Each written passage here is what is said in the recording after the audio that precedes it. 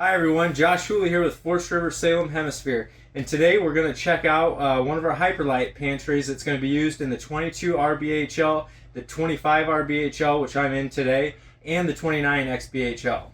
So let's go look in there and see what all we've got. Oh, Kyle.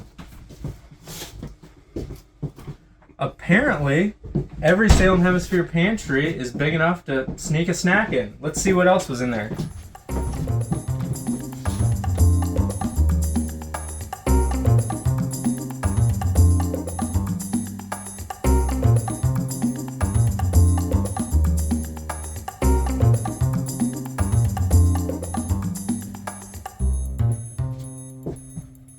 Now that is a lot of storage.